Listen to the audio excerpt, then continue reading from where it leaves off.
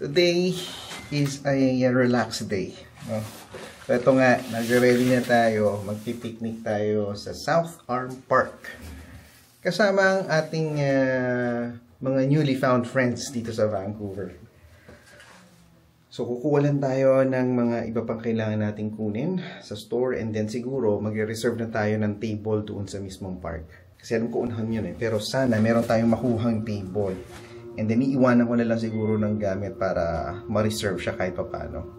So weather today is 19 highest, low of 11 or 12. Nagdala na rin tayo ng windbreaker, no, in case mahangin. Para lang sure. Nandito tayo sa Dollar Town. Bili lang tayo ng mga paper plates na dagdag. Para in case magkulang, meron tayong reserve. Alright. So, sabi is sinendan tayo ng message ni Joyce kung ano ang kailangan natin bilhin. Paper plates, napkin, and ziplock. Dalawa. So, tayo ito. And then napkins. Next stop natin, dito tayo sa Save On. Bilhin naman tayo ng napkin at saka pipino siguro. Sana lang walang masyadong tao sa park para wala tayong problem sa pagpili nung magiging table natin. Binibenta kaya sila isang pirasong pipino?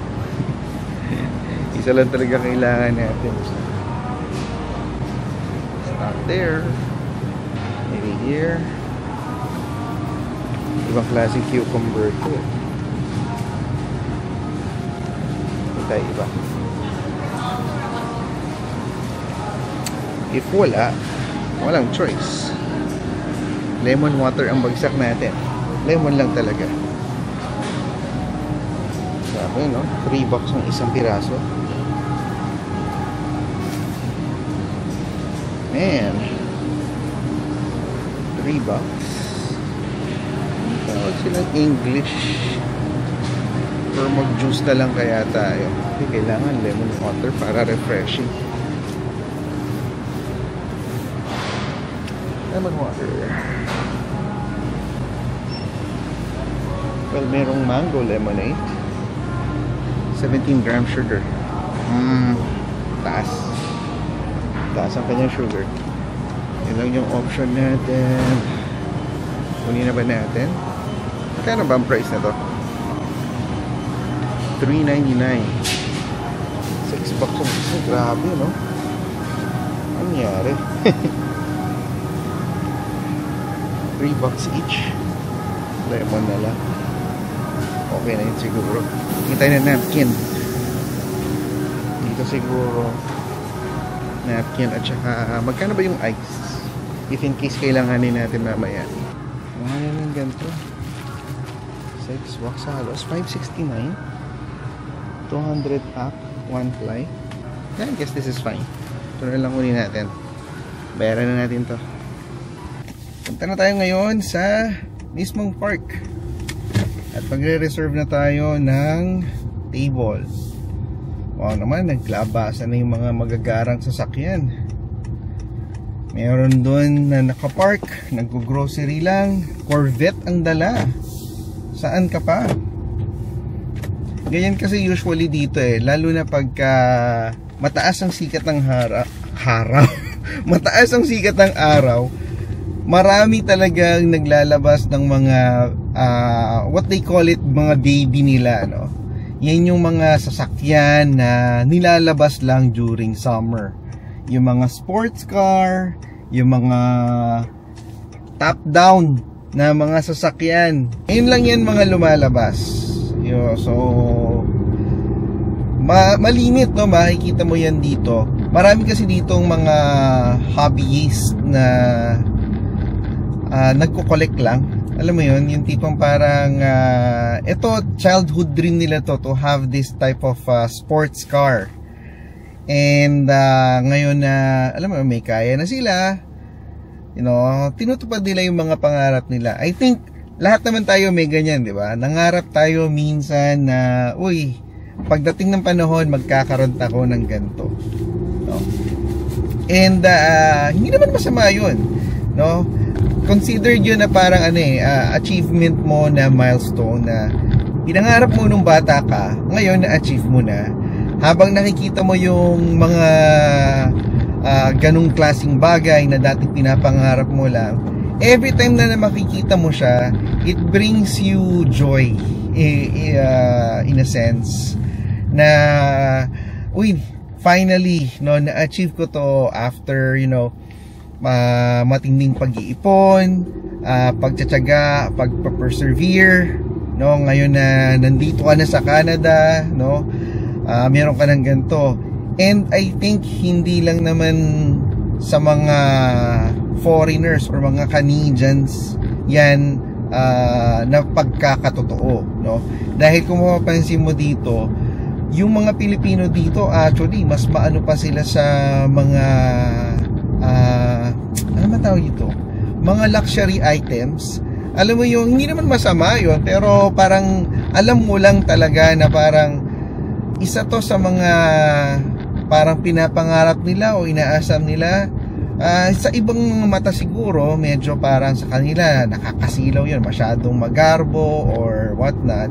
Pero kung tutuusin at kung titignan nyo, pag kinumpare mo lang versus yung mga lokal na nandito, yung mga Asians pa talaga mismo, majority Asians including Filipinos, yung mga nag-a-aspire ng mga ganyang klaseng bagay. Makakita ka dyan, Pilipino parate, naka-Tesla. Yan yung mga inaasam-asam nila. And majority dito, even yung mga Chinese, gano'n ang kinukuha. Mga Cybertruck, yan, nagkalat yan dito sa Richmond. Puro Cybertruck, iba't ibang klaseng kulay, nirarap nila, so wala lang, gusto ko lang i-share sa inyo na parang dito sa Richmond, napakadaming ganyan na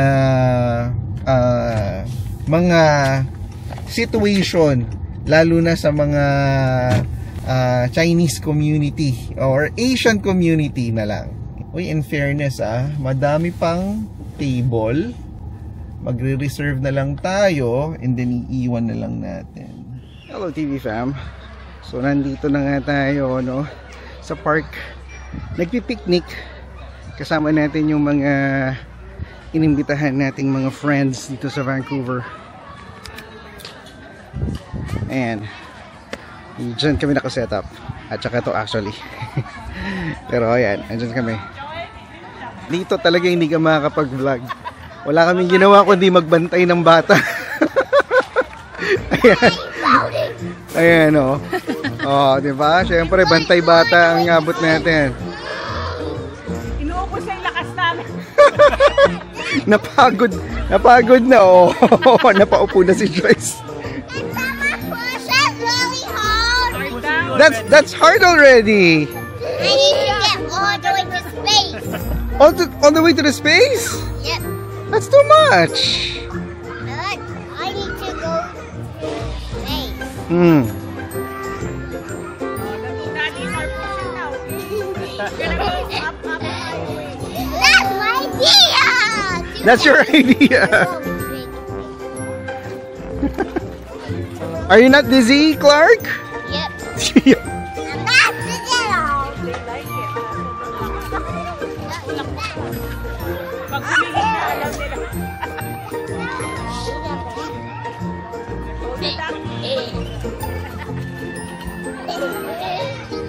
Yan, magpawis muna tayo. Magtulak tayo ng bata. Arm day. You might fall asleep. Sabi ko nga, baka mahili. One from the store. One from the bay. Ayan, nakakita na sila ng ice cream truck. Okay, don't run.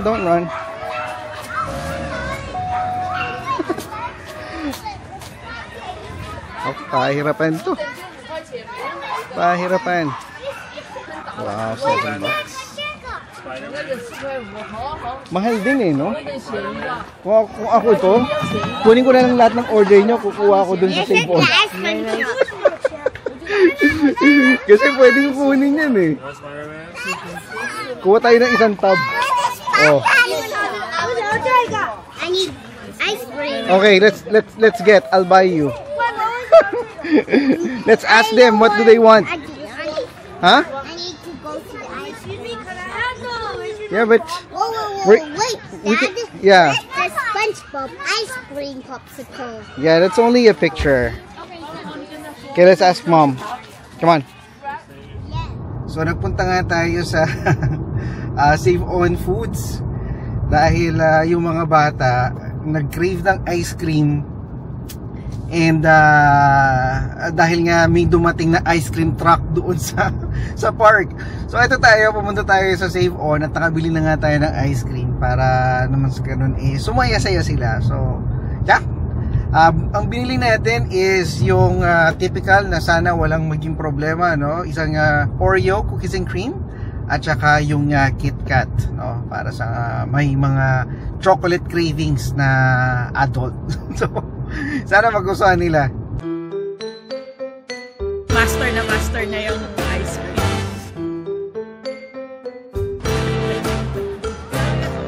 Ice cream for everyone.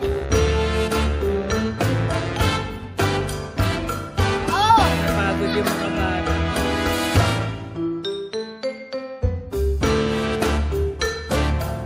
Is it? You want a cup? Yon.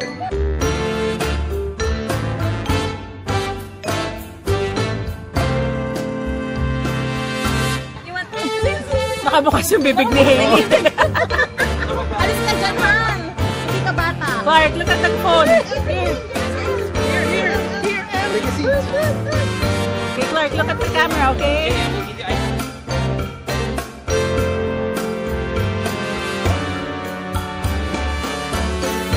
Clark, pretty, smile.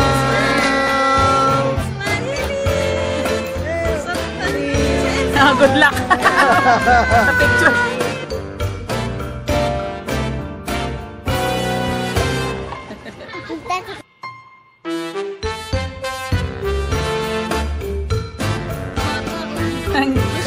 There's a lingkit ang cute. Gusto niya kinakain. So ganyan lang yung simple picnic namin. So andyan si Jason Banawas and your family. And then we have Ferns, si Weng, si Isay, si Harold, and then another Weng, asawa ni Jason. Nakaraos din ang picnic natin. No? Hindi na nga lang talaga tayo nakapag-kwentuhan maigi kasi talagang bawat isa nagbabantay ng mga kanyang sari-sariling anak sa playground. Pero at least nagkasama-sama, maganda yung salo-salo, maraming pagkain. So mamaya siguro, no, Sharon tayo mamaya kasi madaming pinagsaluhan eh. Ayun o, nagko-vlog na rin si Jason. Kanya-kanyang vlogan na to.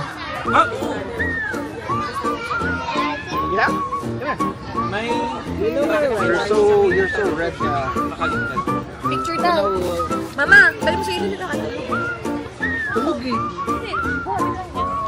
Asan si si Weng at saka si Weng. Yun, Weng. Ate Weng. Di ba binana ni Noy na yun? Weng. Yun, no? Bibili ng bahay mo. After mo, punta ka din sa likod, may camera naman. Or pwede namin take over yung iiwanan nyo. Yun, no? Ito, screenshot na lang. Mark, stay here. Mark. Boy, come here. Take the picture now.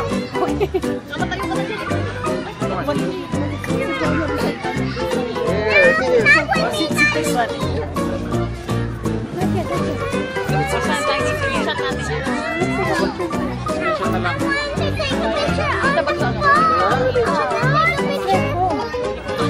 Dito kayo. Will you say?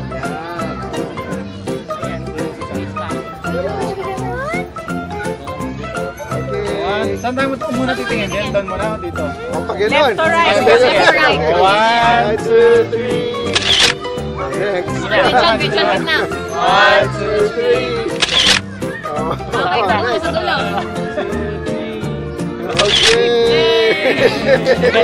Galing! Galing na yan. Iba na talaga. Iba na. See? Technology ah. Technology. Yun. Isay, may tatanong ako sa'yo. Tipid tip. Meron ka bang, alam mo yung Too Good To Go? Oo, meron akong app. Gumagamit ka nun? Of course. Kaya alam niyo yung Too Good To Go? Fresh Life. Yeah, try nyo i-download. Ano siya? Tawag dito, at the end of the day, yung mga bakery, yung mga hindi nila nabibenta, ibibenta nila for cheaps. Ano lang siya, ranging from $5 up to $8. Tapos mix na siya. At saka yung ano, try mo na ba yung flash food? Hindi. Try mo yung flash food.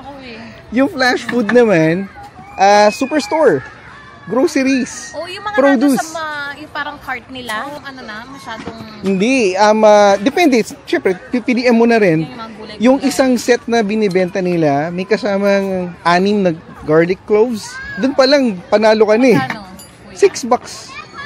May app din yan? Or May app din. Daspat ka ba? No, may app. Ano Flash, yan? flash food. Naman. Oh, okay. Flash food. Yan. Download nyo para magamit nyo. Yeah. Send Ayan. mo kuya sa ano? Sige, sa group. Chat natin. May discount code doon. Sama na natin sila, ano. Oh, sige. Sila Jason dun sa group chat. Sige, okay yan. City of mine, how I love the city of mine. It never gets me down. City of mine, how I love the city